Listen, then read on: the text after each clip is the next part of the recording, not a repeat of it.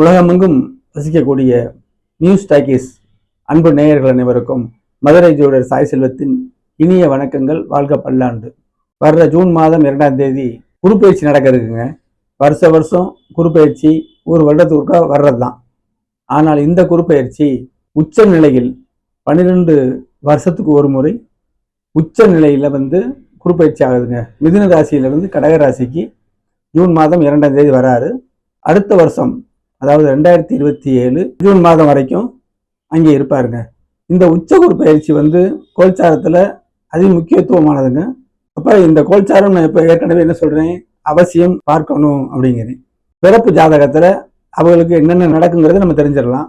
கோல்சாரங்கள் இதுக்கு துணை புரியும். ஒளியாக புரிஞ்சுக்கிறோம் நம்ம ஜோதிடத்தை. ராஜயோக ஜாதகங்களில் ஏற்கனவே நிறைய ஒளி இருக்குது. அதனால கோல்சாரம் அவங்களுக்கு அதை பாதிக்கத்தான் செய்யும், நல்லதோ கெட்டதோ. ஆனால் அந்த சதவிகிதம், ஒளியின் சதவிகிதத்தில் ஒளியோடு மேற்கொண்டு ஒளி சேர்ந்தாலும் நமக்கு தெரியாது. ஒளியில சிறு இருள் வந்தாலும் பெரிய பாதிப்பு இருக்காது. அந்த அமைப்புல பலவீனமான ஜாதகங்கள், அதாவது பலவீனம்னா என்னன்னா, நம்ம அதிர்ஷ்டம் குறைந்த ஜாதகம் எடுத்துக்கிறணும். அதிர்ஷ்டம் இல்லாத அன்றாடம் உழைத்து பிழைக்கக்கூடிய சிறு குறு வியாபாரம் செய்யக்கூடியவங்க, ஒரு சின்ன நிலத்தை வச்சு அதுல விவசாயம் பண்ணி செய்யக்கூடியவங்க, சிறு கடை வைத்திருப்பவர்கள், இப்படி அடிப்படை ஆதாரம் எதுவுமே இல்லாம அன்றாடம் பிழைக்கக்கூடிய அமைப்புல உள்ளவங்களுக்கு இந்த கோல்சாரம் கண்டிப்பா பலன் கொடுக்கும். இப்ப ஜென்மகுரு சிறைவாசம்னு ஒரு பழமொழி சொல்லி வச்சிருக்காங்க. அதுல எல்லாம் தவறான வார்த்தை. குரு சுபக்கிரகங்கள்ல முதன்மையானவருங்க. உச்ச நிலையாம வராரு. அப்ப அந்த ராசி பலப்படம் எடுக்கணும். அதே மாதிரி அவருடைய பார்வைகள் விடுது பாருங்க, அந்த இடத்தையும் பலன்கள் கண்டிப்பா வரும். அதே மாதிரி முழு பாவக்கிரகமான சனியோட நிலையவும் இதை எடுத்து சொல்லணும். அப்பதான் சரியாக இருக்கும். மீனராசி அன்பர்களுக்கு ராசிநாதன் உச்சப்படுறாரு. எங்கே? 5ஆம் இடத்துல. மிக மேன்மையான பலன். 5ஆம் இடத்தில் சிந்தனை ஸ்தானத்துல, புத்தக ஸ்தானத்துல, அதிர்ஷ்ட ஸ்தானத்துல இருந்து ராசியை பார்ப்பாரு. பலவீனமான மீனராசி அன்பர்களுக்கு எந்த லக்கணத்துல பிறந்திருந்தாலும் சரி, ராசிக்கு 5ஆம் இடத்துல வரும்போது உங்க சிந்தனை நல்லபடியா வரும். உங்களுடைய எண்ணங்கள் உங்களுக்கு வெற்றி கொடுக்கும். குழந்தைகள் மூலம் வெற்றி. வயசுக்கு தக்கன நீங்களே குழந்தையா இருந்தீங்கன்னா உங்களுக்கு குழந்தை எப்படி சொல்றது, நீங்க பலம் பெறுவீர்கள். சின்ன பிள்ளை என்ன கல்வி தேவை, தாய் தந்தை அரவணைப்பு, சாப்பாடு, நல்ல உங்களுக்கு தேவையான விஷயங்கள் அனைத்தும் கிடைக்கும் 5ஆம் இடத்துல இருக்கிறது. செல்போன் கட்டிட்டா இருக்கீங்களா, நமக்கு பெற்றோர்கள் வாங்கி தரலையா, கண்டிப்பா கிடைக்கும். உங்கள் அவையிலே செய்யும்.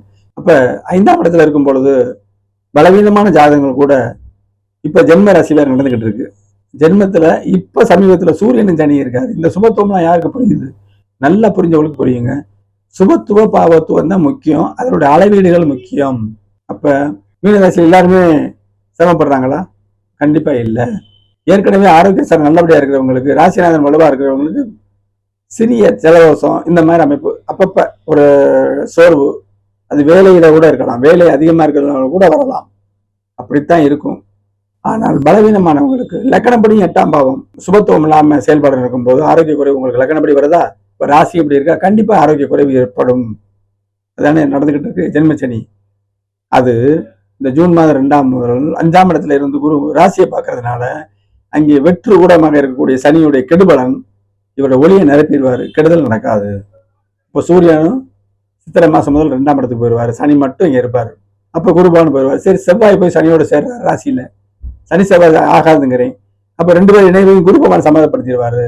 அப்ப ஜென்மச்சனி 2027 ஒரு 7-8 மாசத்தை இருக்குன்னு வச்சுக்கிட்டாலும் குருபவான் அதே காலத்துக்கு இருக்காருல்ல.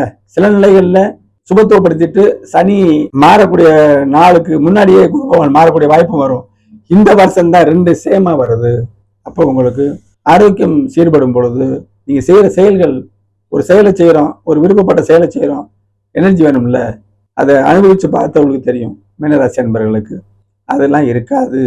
5ஆம் இடத்துல சிறு வயதுல உள்ளவங்களுக்கு கல்வி சிறக்கும், கல்வினால பயன் இருக்கும், கல்யாணம் ஆகாதவர்களுக்கு கல்யாணம் இருக்கும், குழந்தைகளுக்கு குழந்தை கிடைக்கும், அதிர்ஷ்டங்கள் இருக்கும், குழந்தைகளுடைய சந்தோஷத்தை பார்த்து நம்ம மகிழ்ச்சி அடையக்கூடிய வாய்ப்புகள் வரும்.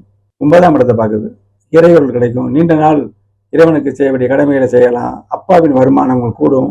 உங்கள் அப்பா வருமானம் உள்ளவர்களாக இருந்தால், எங்க அப்பா வேறு தெருவை சுத்திக்கிட்டு எங்க அம்மாவோட உழைப்புல தான் இருக்காரு அப்படின்னு நீங்க கேட்டீங்கன்னா, அதுக்கு தான் ஜாதகத்தோட அமைப்பு நான் சொல்றேன். உங்க ஜாதகப்படி தான் இதோடைய செயல்படும். சாதத்துக்கு நெய் விடுற மாதிரி தான் கோல்சாரம். நெய்யை கூட விட்டுருங்க. ஜாதகத்துக்கு குழம்பு ஊத்துறது மாதிரி சாதம்ங்கிறது உங்க தசாபுக்தி. குழம்போ தயிரோ மோர் குழம்போ ஏதோ ஊத்துறீங்க, அது கோல்சாரம்.